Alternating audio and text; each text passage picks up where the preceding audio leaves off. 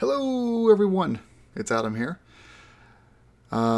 This is the before video. This is all the mess that I've created by running wires all over my bike. Terrible. So there's no audio here. This is a circuit diagram, what we have going on there. There's no audio here. So what happened was on the 29th or 30th of December, Matt, who for those of you that watch the Trans-Labrador series, which is like 12 videos long, the other GS rider was this guy, Matt, BB8. And we spent like 4,000 miles together. And then as soon as I was talking about the GS modifications, he offered to come out. He works on like big planes for a living, doing work. So he knows a little bit about electrical. And so he came over basically to help me. So he arrived Thursday night. We got acclimated to the bike and then spent all day Friday working on this. We only made one hardware store run, AutoZone and Home Depot, and just to get some various wire connectors and stuff like that. Some I think it's 12 gauge wire we also got, and some dielectric grease. And this is us drilling a hole in the side of the plastic to put in a powerlet, a 15 amp powerlet. We had a great time though. We drank a lot of beer. Just had a blast, listened to country music. I misheard him say he likes classic rock, and then this is our like in progress picture. So I put on classic rock for like 2 hours, and then he looked over at me and said, "I did tell you that I don't like classic rock." So it was a lot of fun. But we really did have a lot of fun. He did all of the terminations himself, but I helped my own way. There really wasn't many times where he was by himself that I wasn't contributing to the process in some way. We really, it was nice to catch up. We did a full day Friday, and then Saturday morning he headed out and headed home. And I kind of kept working on the bike on my own, getting stuff kind of back together. But the wiring is all done. We tested most of it. The only thing we couldn't test was the Clearwater lights, because we ended up moving those off the PDM60 onto the battery, which I'll show later on in this video here. But the only thing that he really brought with him was this cool heat gun, which just did a nice job of all the solder. So we use these crimps here, which are solder crimps. So it's glue on each side plus solder in the middle. So you get those together, then you close it up, and then you actually are running another heat crimp over it, a sleeve, and that sleeve, you see the black mark there in the background, that sleeve is full of glue. So really, really top-notch job. And then we wrapped it in a cloth adhesive, like an OEM, like an automotive cloth that you would basically for shielding like a wiring harness, for example, making a wiring harness. And then ton of zip ties, just nice. The only thing that Matt left at my house out of all the tools was his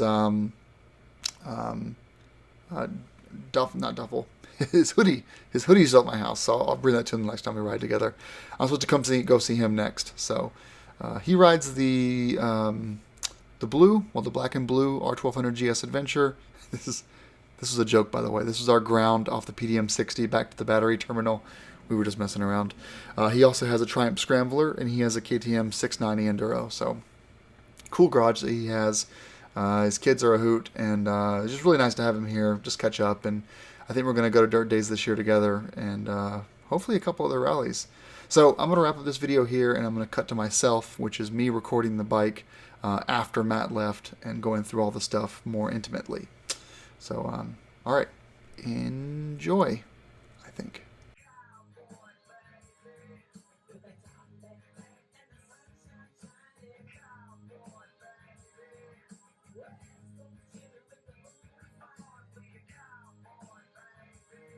Dixieland away. I'll turn it up.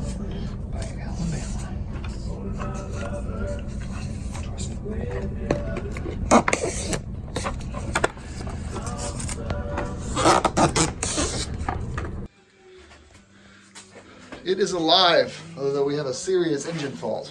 That's just because this is the bike right now. But PDM60 is up. Unit 5 is it's inactive because we don't have anything on that area. We got our USB port. We have our powerlet in here. Our dash cam is hooked up, so it's going right there with the can opener. The ability brake light is working. And then the air horn also works. Get ready to piss the girlfriend off. Alright, that was enough of that. Hey everyone, it's Adam here. It is Saturday the 28th, 29th. And Matt left this morning. He was here for 2 days. And we did wiring. You can see it, this is actually like a third time I need to sweep over here.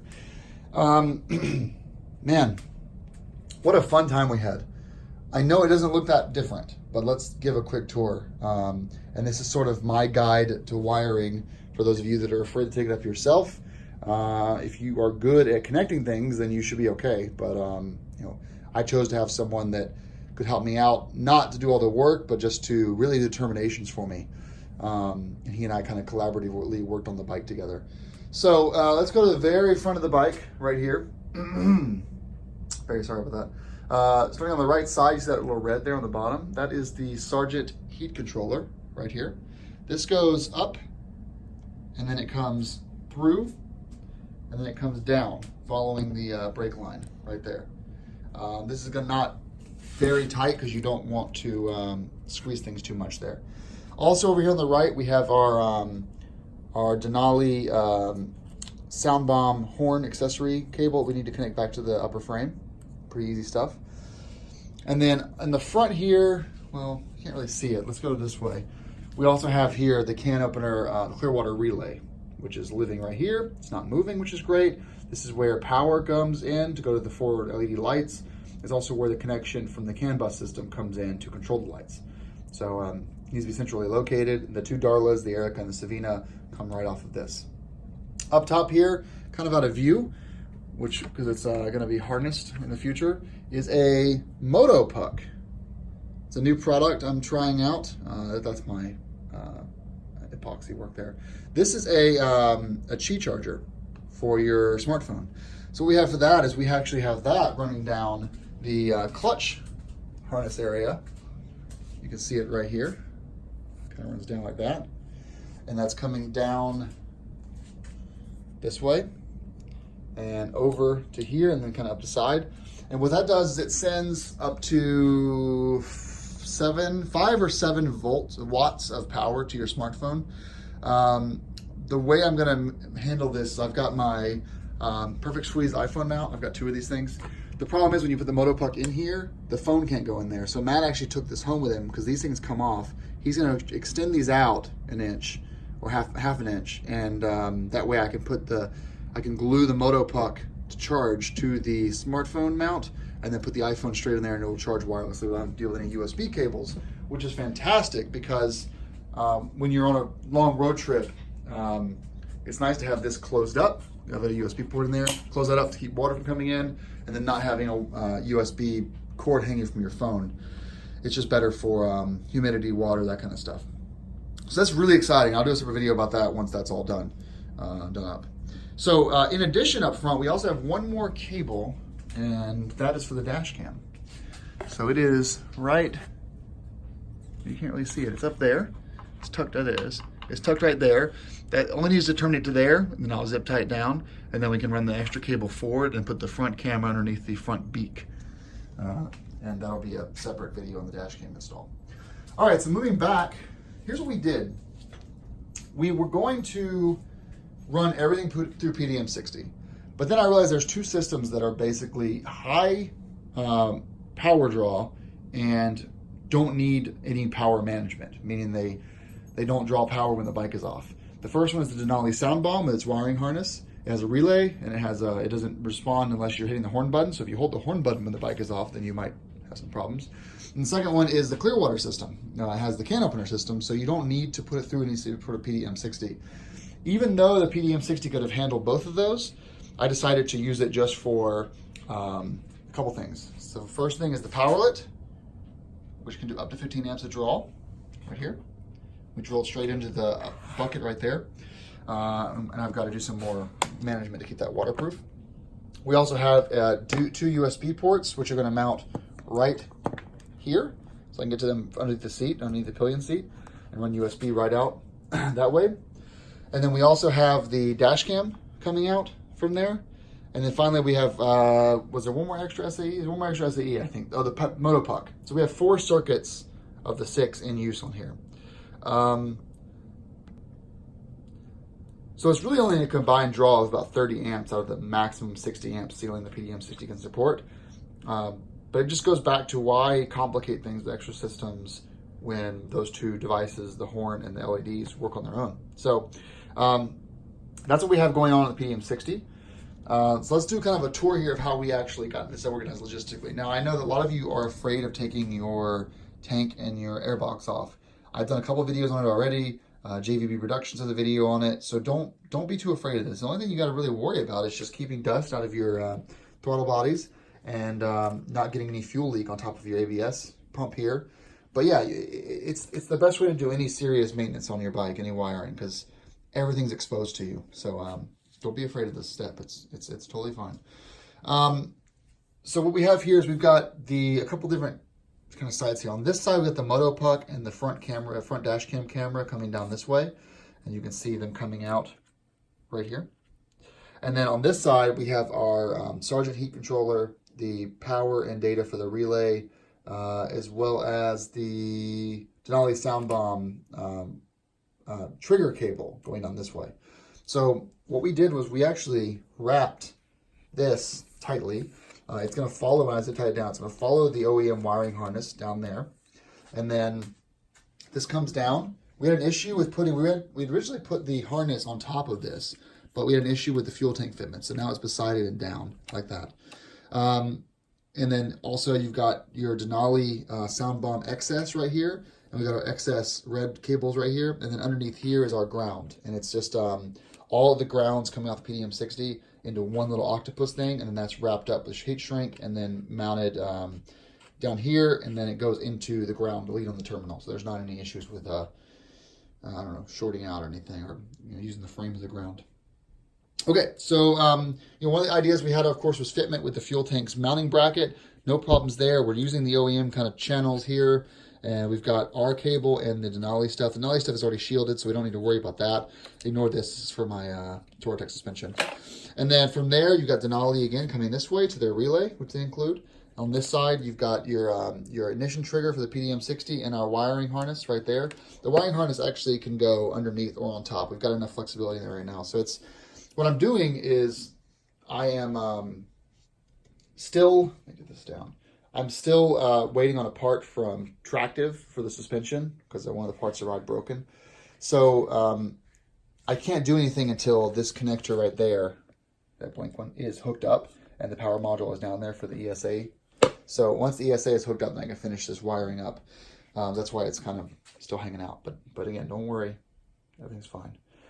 So from there, we've got our PDM60, which I'm going to put mounted right here in this area. I can also move it there if I need to. Which will allow me to kind of see the lights from from underneath the seat without needing to remove the luggage grid. So just removing the pillion seat would work. We've got our powerlet, we've got our relay, and then we've got another cable here that's going back. This is our power cable for the dash cam. This is our dash cam right here. It's a waterproof case. When you start the bike up, it just starts running. Here's that front camera cable from the front of the bike. So that goes right into here. And the rear camera is going to go somewhere back here. I don't know yet. So what we'll have is we'll have power, front and rear camera, and these ports will be unused because they are not needed. We've got this one because we're going to hook up it comes with a wired controller. I'm not going to hook that up because it's just extra cables, and clearly we already have enough cables. And then here's the can opener set up, hooked into the CAN bus for the Clearwater lights with the Billy brake light cable right here. And along the side here, I did run a couple of these channels, which are kind of nice. I have 2 of these on the bike, so they're kind of cool for storing cables. And this is just the power module for the dash cam.